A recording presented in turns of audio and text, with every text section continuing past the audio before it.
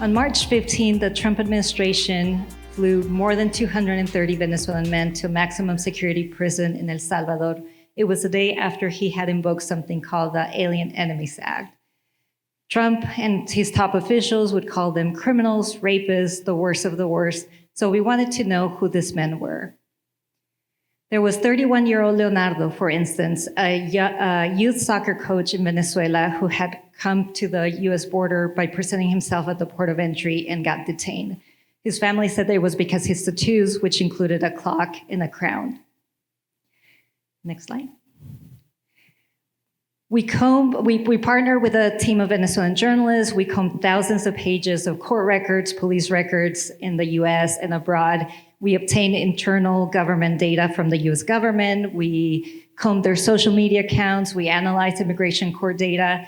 And among the things that we found was that 166 of them at least had tattoos, which the government was heavily relying on to tie them to the gang Tren de Aragua. Among them was Andri, who we obtained his immigration records, and the officials clearly stated that his tattoos was the reason they were tying him. We also found that about 50 of them at least had come through something called the CBP-1 app, which was basically the way the Biden administration was telling them to come to the US back then. That included Juan, who had 4 kids and was migrating to offer them a better life and to build a home for his mother, Lina, who you can see here. More than half of the men did not have any criminal records, according to the US government's own data, other than violating immigration laws. The families, we were interviewing them, which at the end we were able to reach relatives and lawyers for more than 100 of them. They were recognizing their loved ones through photos and videos released from the Salvadorian government. And they were telling us, this was basically the only proof we have. Otherwise, we don't know if they're dead or alive. Mm-hmm. So this includes Renerlis, who you're seeing now. Her husband, Juan, came to the United States with the dream of working to pay for their child's medical needs. The prevailing feeling in Venezuela was that of hopelessness. When I first met these families, they were so desperate to speak on behalf of their loved one. And it was really important for me to convey to them that we were there because we genuinely cared about their side of the story. We were there to listen and to be some sort of companion through this process. Then, as quickly as they were flown to El Salvador, they were released on July 18th. It was part of a prisoner swap that the US government had reached with El Salvador, and they had been sent back to Venezuela. Yeah, their release was just as shocking as their imprisonment. And for a few days, these families had a chance in a very long time to actually celebrate and be happy and cry happy tears. But that joy was short-lived.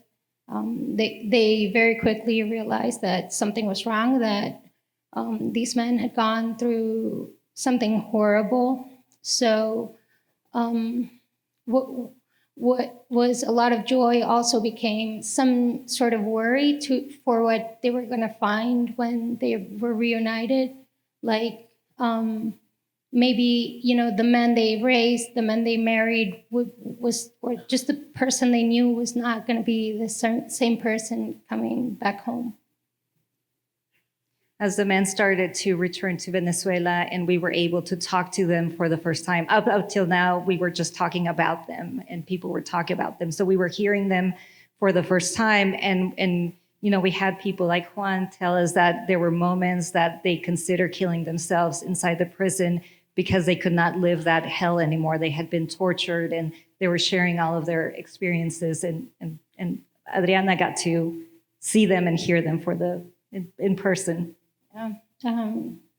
I thought I was going to go and photograph an ending, like we were going to put a bow on this and it was going to be a happy reunion. But as we heard them and learned more about what they went through, it was very clear that this was not an ending at all. Actually, this last week, Human Rights Watch, along with a Venezuelan nonprofit called Cristosal, published a report that concluded that these men were subjected to what amounts to torture, according to international law.